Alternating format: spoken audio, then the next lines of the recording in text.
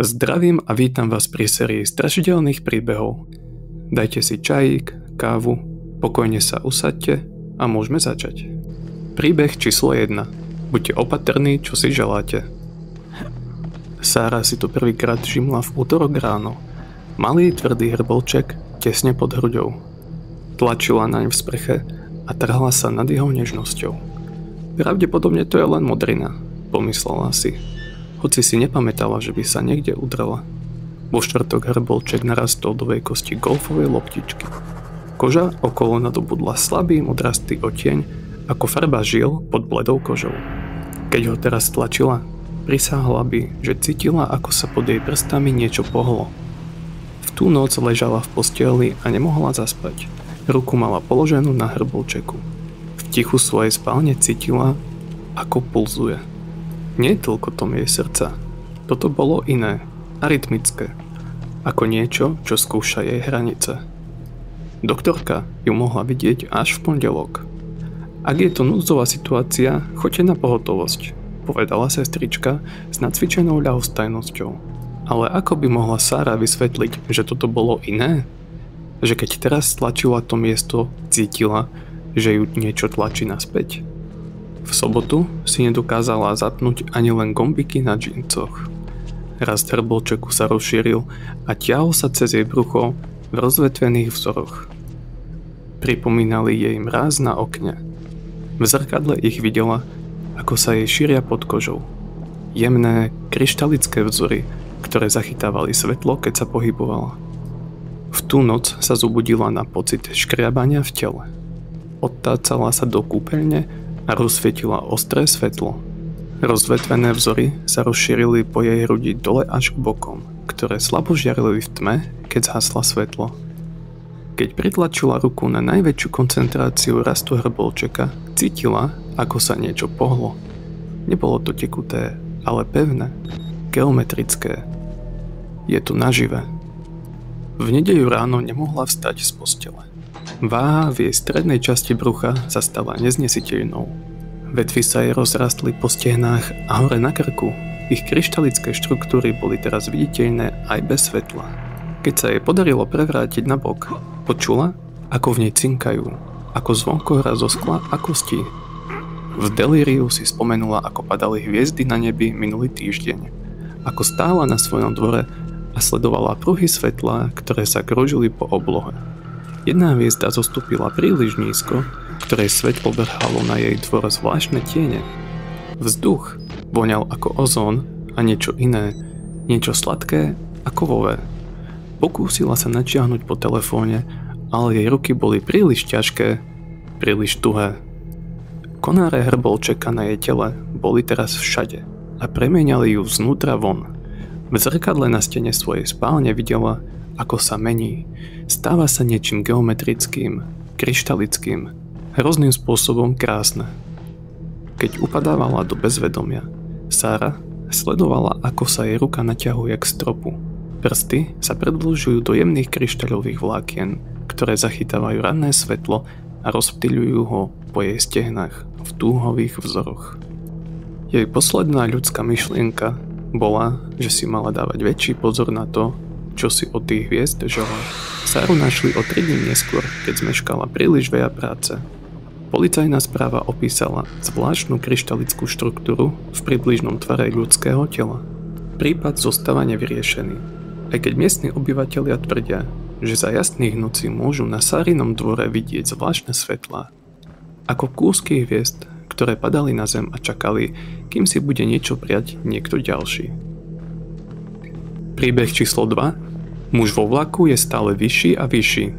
Nedávno som si otvoril obchod so zmiešaným tovarom, ktorý som sa snažil otvoriť viac ako rok.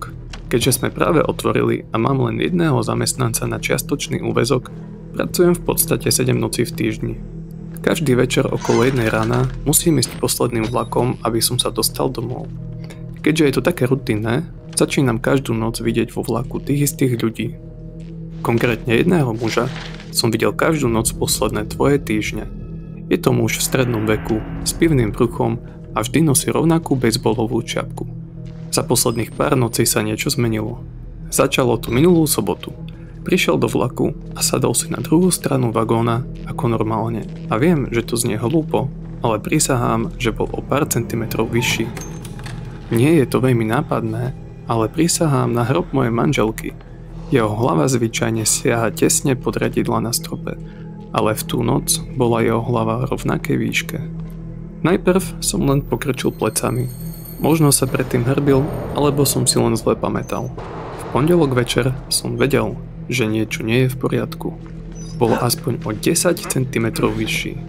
Teraz sa musel schovať pod riadidlá, len aby si sadol. Prijal by som si mať fotky predtým a potom, aby ste vedeli, že si nevymýšľam. Neviem, ako to robí, ale je stále vyšší. Deň za dňom, noc za nocou, palec po palci. Už len pomyslenie na tento nemožný scénar mi rozžieralo myseľ ako termit. V útorok večer som na ňo nevyzeral, ale keď som v to ráno bral svoje deti do parku, mohol som prisahať, že som ho videl v parku takého vysokého, že sa týčil pod hojdačkou.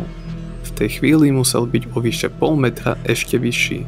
V tú noc som sa to snažil povedať svojmu zamestnancovi na čiastočný úväzok, ale pozeral na mňa, ako by som mu hovoril, že som videl mimozemšťana. Ani mu to nevyčítam.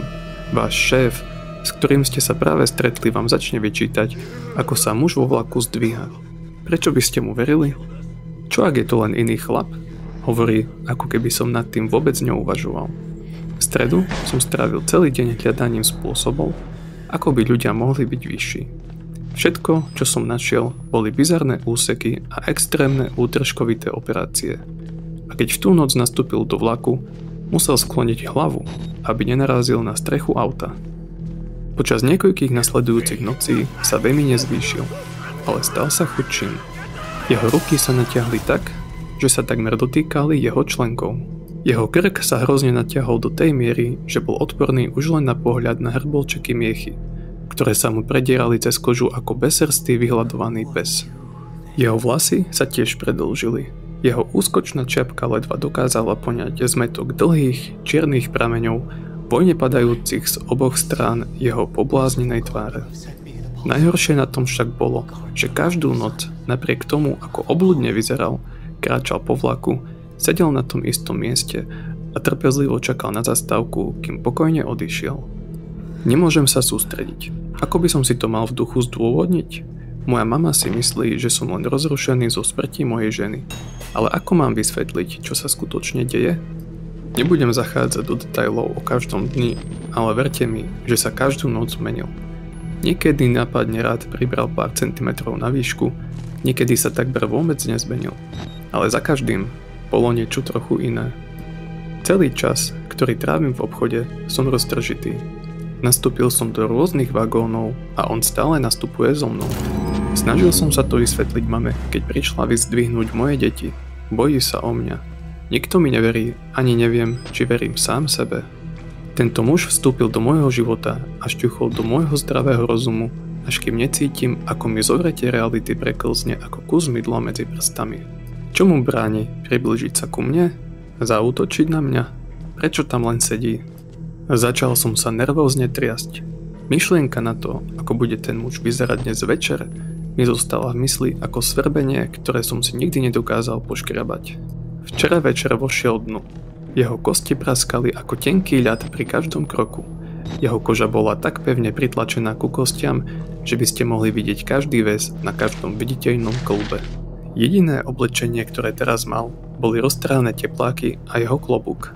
Potom, čo som znova videl, ako sa stal monštróznym a úplne nereagoval na moju prítomnosť, rozhodol som sa urobiť niečo, čo som nikdy predtým neurobil. Rozhodol som sa sadnúť si na iné miesto.